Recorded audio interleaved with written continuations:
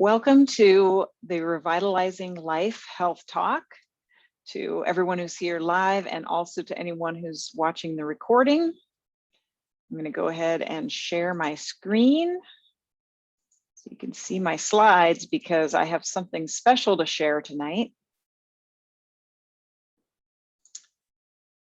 Yes, that should do it. One of my practice members has agreed to let me share her photos and quality of life results for her time in care. And I'm so excited because I think pictures speak 1,000 words. That's what they say, right? So these are some beautiful results that I want to share. She came to see me, and the picture on the left is before she started care. And the picture on the right is now. And what I want you to notice first, I think it really jumps out, is just her countenance. She just looks more open, more glowing. And this is very common in care. And then if you notice the line beneath her fingers, you can see that her hands were uneven in the beginning, and now they've evened out, and there's just an overall increased symmetry. Now her side posture, if you notice the before picture,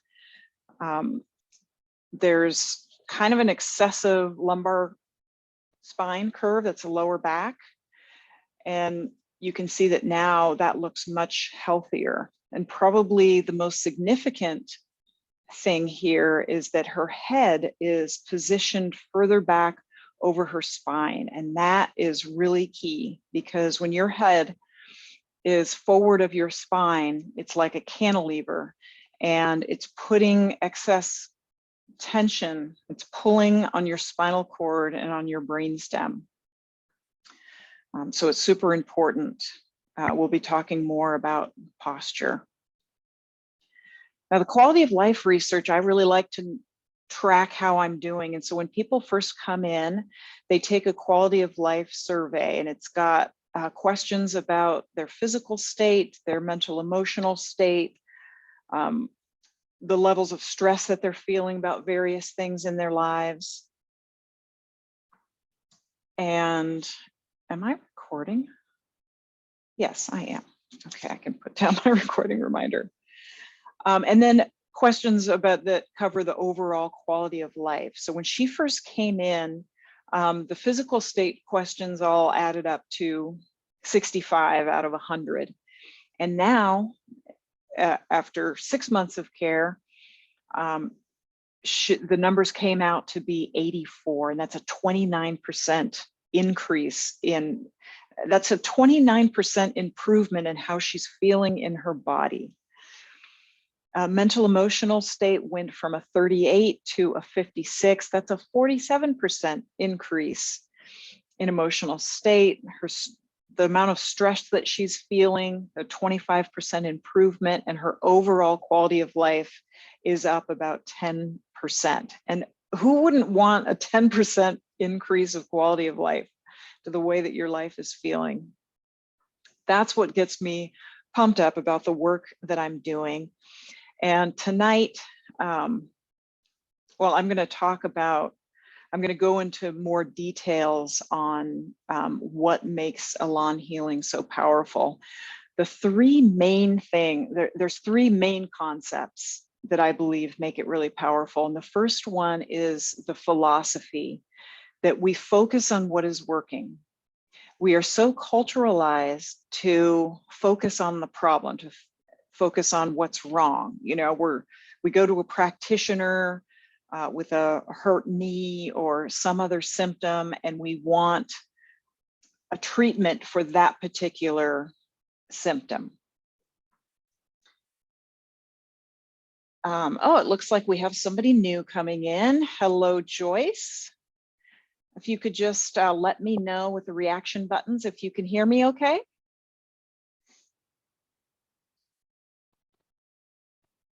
Well, I'm going to keep going, and this is recorded, so I'll be sending it out later. Okay, so philosophy. In the healing facilitation work, I focus on what is working in the body rather than this idea of focusing on problems. And what that really does is it honors the body's ability to heal. And it's also in alignment with the law of attraction. The law of attraction says that what you focus on expands. So it actually doesn't make sense to focus on problems, right? All right, the second concept that I think is really important to healing facilitation is the neurology of light touch. People always ask me about this because they're curious about what is it that you're doing. I'm making light contacts to the soft tissues surrounding the spine. And the reason this is effective is because your skin contains an astounding number of sensory receptors.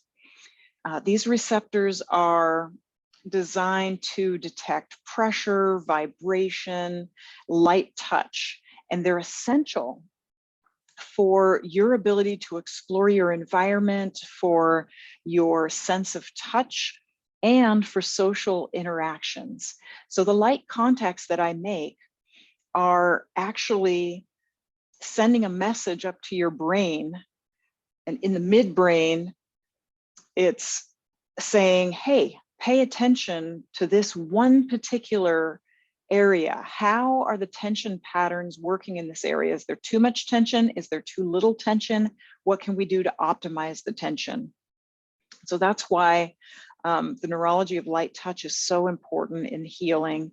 We're doing a specific tuning by the midbrain, and it creates an improved body-mind communication. The third concept is that the shape, tone, and tension of your life is actually a reflection of the shape, tone, and tension of your physiology. I'll say this again because this is new to a lot of people, that the tension in your body is reflected in the tension in your life. And I don't want you to take my word for it. Think about people that you know. Think about the people who are easygoing and relaxed and have a smooth, their life just seems to run really well. Are they tense people, or do they seem pretty well balanced? And then look at the people in your lives that have kind of a crazy life, and do they have like a relaxed physiology? Probably not. So this is a key concept that we want to optimize the shape, tone, and tension of your body, and that's going to reflect out in your life. So the presentation topics for tonight are to get some more clarity on healing versus curing, to talk more about the concepts of healing facilitation, to talk about current healthcare that we have in our medical system. It doesn't really seem like healthcare to me. It seems like illness care. Why your posture matters, how you can reclaim some of your vital life energy, what's keeping it locked up, and what is Elan healing. And I've already talked about it a little bit with this neurology of light touch. Okay, so what is healing facilitation? To answer that, we need to be clear that healing and curing are not the same thing. I think we're culturalized to use those two terms interchangeably, but they're actually very different. A cure is a treatment that is designed to make symptoms go away. You might have an infection and you go and you take antibiotics to clear that infection out of there, or you might have surgery to remove a clog in an artery. And I'm not saying that there's anything wrong with that. I mean, our medical system can really work miracles in terms of acute care. If you have an infection or something life-threatening, or you get in an accident, wow, we are so lucky to have the technology that we have. The issue is in chronic disease.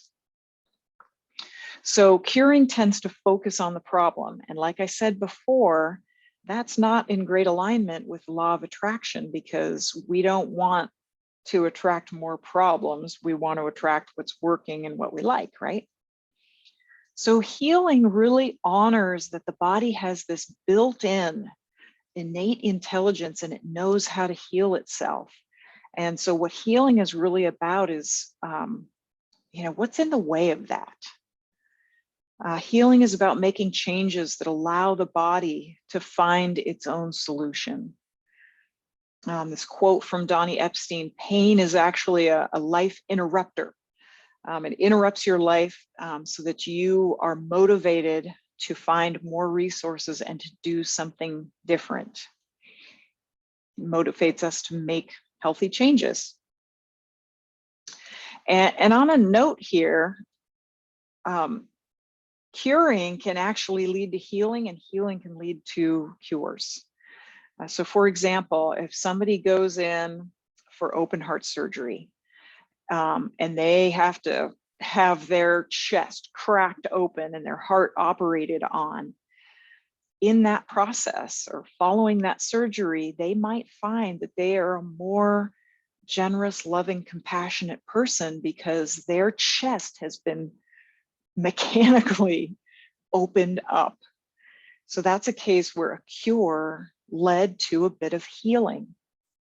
And then in healing facilitation, because I am not licensed to diagnose and treat any illnesses, I'm going to be focusing on what's working, but it's very common for symptoms to clear up. And that's because with healing, we are, in a sense, creating the space in the body for healing to take place. So your body has built-in intelligence for repairs. I think everybody's pretty familiar with getting a cut and watching your body take care of it. Now, symptoms have meaning. This is a concept that I think people probably don't like it because if it has meaning, that means, oh, I've got to change something that I'm doing, and we don't really like change. And that's why I think we get easily culturalized to go look for solutions that will just make those symptoms go away so we can keep on living our life the way that we've been living it. But in the world of healing, symptoms have meaning. And the biggest thing that really gets in the way of the body's ability to heal itself is stress and tension, because when you're in the fight or flight stress response, healing is shut down. That's like a low priority. I think most of us are pretty familiar with stress response, but I like to talk about how it's a mind-body issue because you have things going on in your mind. Blood flow is actually being diverted away from your cortex to your hindbrain for survival purposes. So what that means is that it's not a great time to make decisions. You don't have much access to your creativity and your intuition. That's what's going on in your brain. And in your body, the blood flow is being diverted from your organs out to your extremities so that you can fight or run. So it's also not a good time for digestion or for healing and rejuvenation. Now, I think that people are designed to need human touch. We need the touch of others. And I think this is important to understand right now, especially when we've got things going on in the world that are really isolating us and putting us in fear and isolation. This is like the worst thing possible for the human body and the worst thing possible for healing. This is going to make people sick. And then one of the basic needs of humans is to feel like they're making progress in their lives. Tony Robbins says the key to happiness is progress, and that's because it's one of the basic human needs. So we have a broken healthcare system. And again, I don't want to bash on our medical system because in certain situations, acute situations, they are wizards. But in terms of chronic illnesses, what we have is illness care. There's a focus on the illness and we're caring for the illness. We're expanding the illness. I think that's why our life expectancy has been dropping since 2014. And taking the correct drug for the correct diagnosis actually kills thousands of people per year.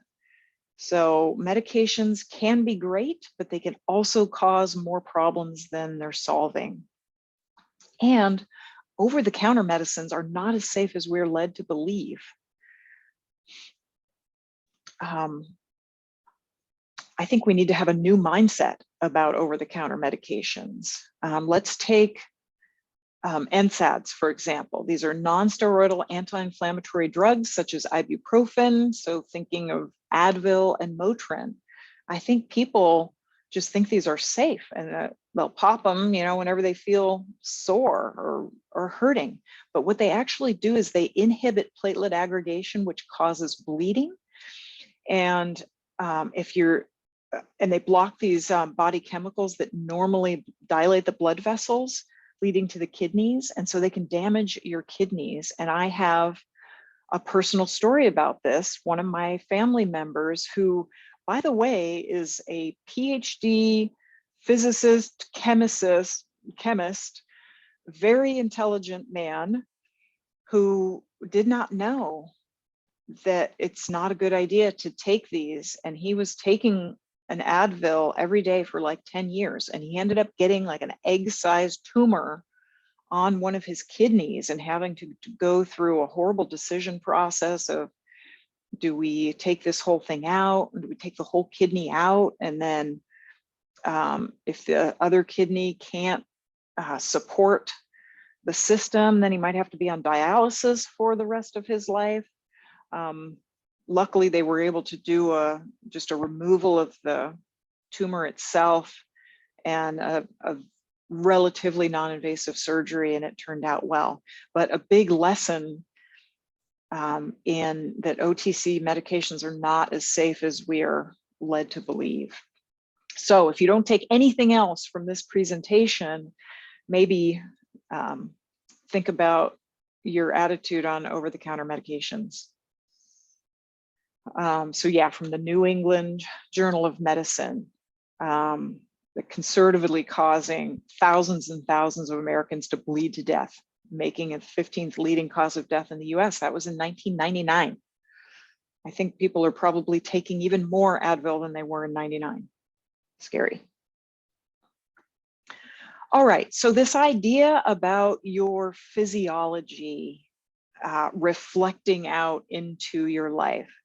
So what happens as we go through life? This is a little graph of going through life. We have good times, that's the green arrow, and we have kind of traumatic or challenging times, and that's the red arrow, and we all get a bit of each, right?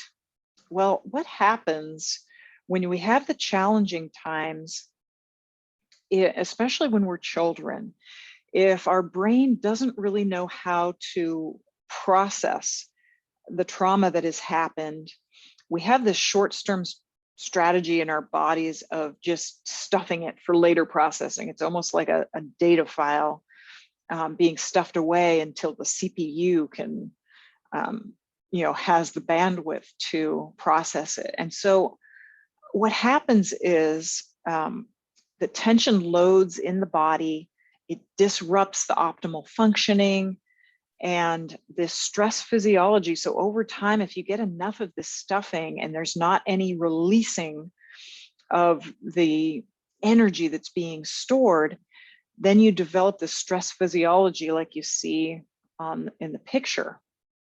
And what happens is that causes the sympathetic nervous system to fire continuously, meaning that the stress response is firing continuously in the body. And that is a big cause of dis-ease, because that means, remember what we talked about before, if the stress response is on, then the healing part of the body's system has a really low priority. It's basically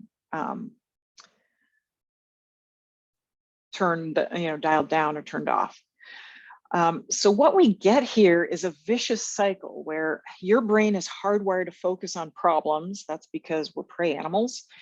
And you get more of what you focus on per the law of attraction. And so the stress and tension keeps building. We need ways to break this cycle in order for our bodies to be able to heal themselves. So yeah, I've already talked about the stuffing it, and it's a drain on your vitality, because it's actually these tensions that are being held in your body are using your vital energy. That's why we start to feel more and more tired and less free energy as we grow older. Everybody just thinks, oh, that's a part of growing old, but there's something we can do about it. And yeah, so I've already talked about how our bodies somaticize trauma to protect us. These things are stored for later processing. So it's a good short-term strategy, because if you think about it, if all the traumas that have happened to you are just, up in your brain rattling around all the time, you would be like non-functional. So it's good that it's locked away from your brain, but the problem is it's locked into your body and it's being held by your vital energy.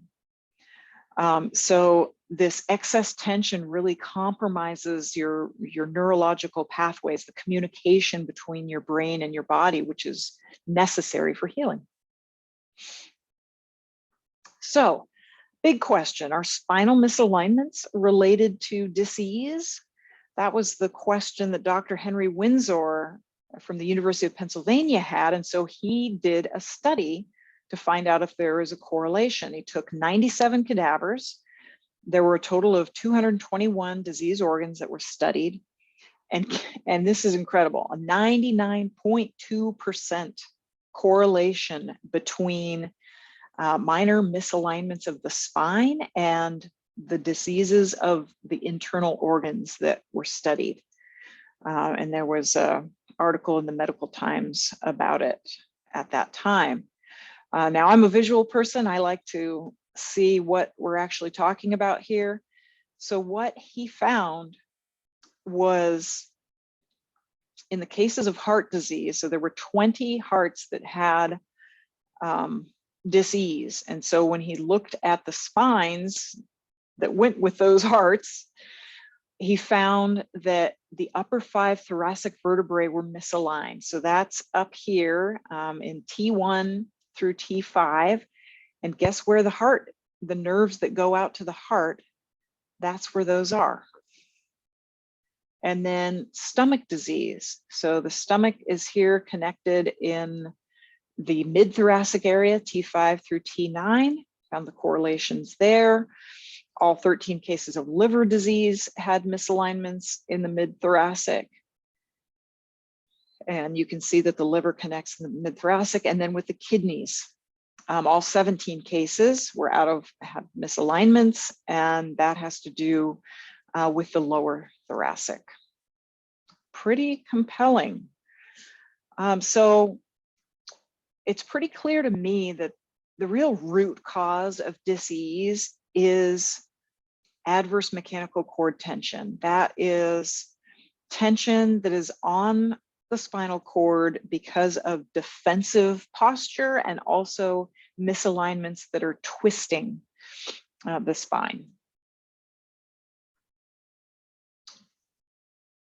All right, so the primary goal of healing facilitation care in my book is to reduce that adverse mechanical cord tension. And here are the benefits of taking care of your spine in this way. There is expanding ease in the system. When we focus on what's working, we get more things working. The care dials down the sympathetic nervous system. That's the fight or flight stress response firing. And it dials up the parasympathetic nervous system. That's the rest, digest, and heal. It optimizes the neurological tone.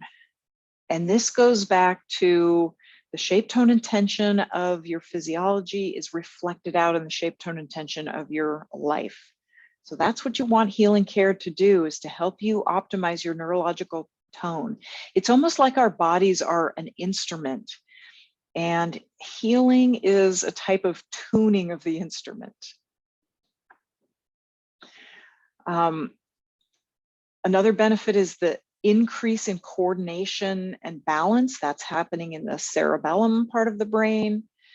And you also, when you have this mind-body communication is clearing up, it makes your inner clarity, it makes your access to your inner knowing more accessible.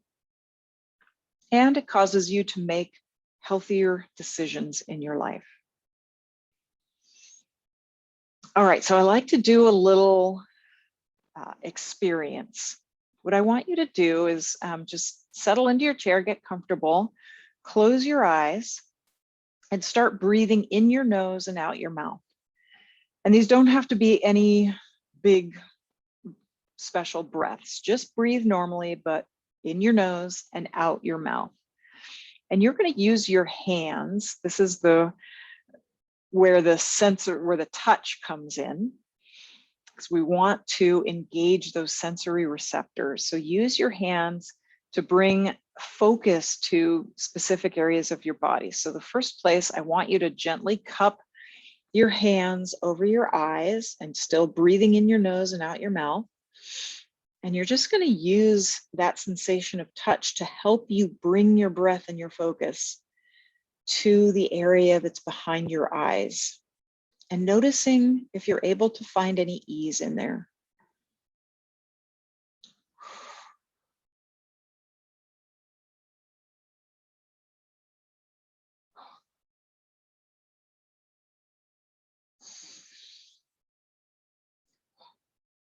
Okay, now the next position, I want you to overlap your hands. So the centers of your palms are overlapping on your chest and your heart area.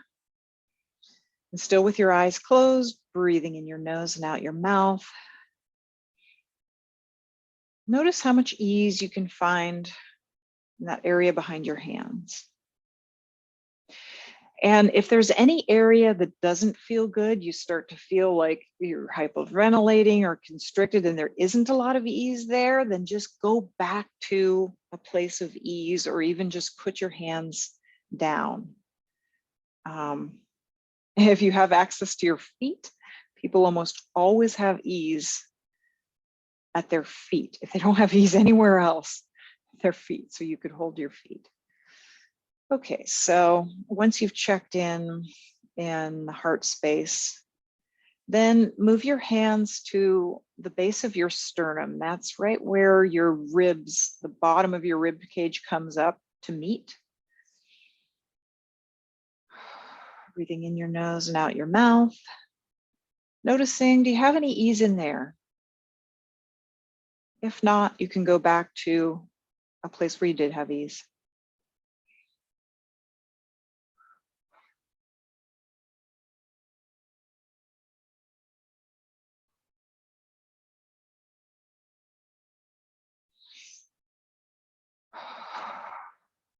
And then the last place we're going to check is right at your belly button. So overlapping your palms on your belly button, eyes closed, breathing in your nose and out your mouth.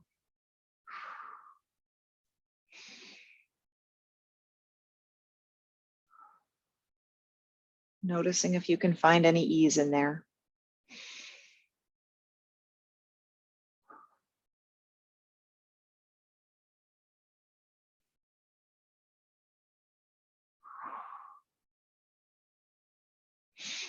Okay, you can open your eyes, put your hands back down to your sides, and I want you to just notice if you're feeling more ease.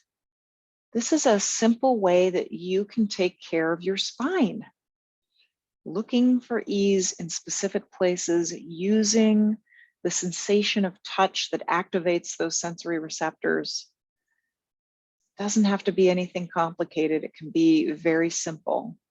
And notice if you have freed up some vital energy. I know in a few of those places I was able to take a deep breath. Oh, that felt good, and I feel more energized. Hopefully you have found the same thing.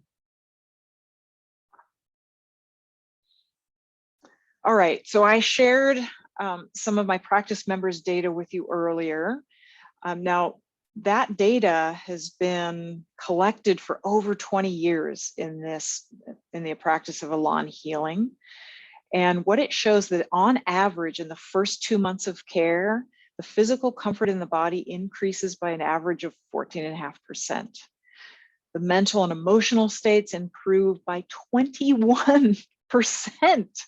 That's huge. Perceived stress levels, they drop by more than 20%.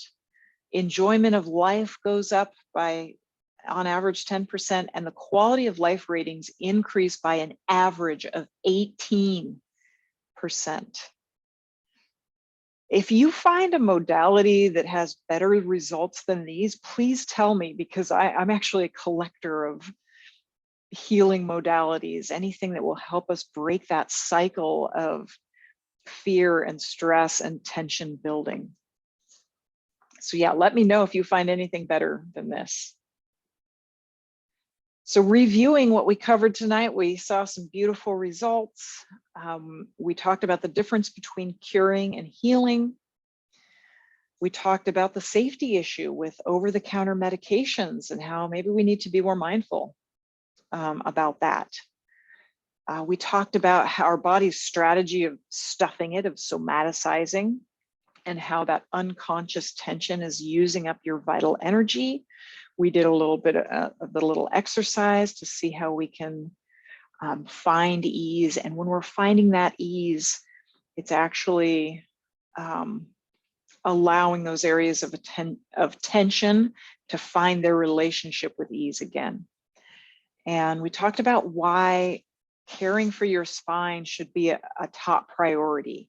Reducing the tension on that spinal cord is my top priority when I'm caring for someone. And the big one, focusing on ease, focusing on what is working, because that is what we want more of. So good nutrition and exercise are important, but really the primary thing is reducing that adverse mechanical cord tension out of the spinal cord. So I want to give you an invitation to action. An initial consultation with me is complimentary, and we can do it in person. We can do it over the phone. There are ways that I help people remotely, just like I did in the class tonight. What I love about these, I call them clarity sessions, because you get more clarity about your next action step just by talking to someone about what's going on and what you would like to see in your life.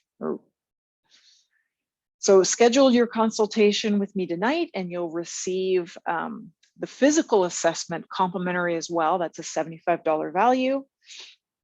And people always ask me about the visits.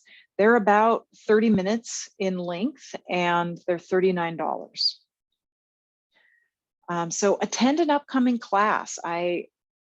Every third Thursday of the month, this class, Health Talk, is every first Thursday of the month, but the third Thursday, I do a more in-depth breath work class to care for your spine. So check that out on Eventbrite. You can call or text me on my cell phone. It's right there, and you can find me at jennyhugheshealing.com. That has the links to get to my events. I want to thank you for watching, and I hope you found some value, and I would love to hear from you. Feedback, questions. I hope to connect to you soon. All right. Thank you. Okay, any questions?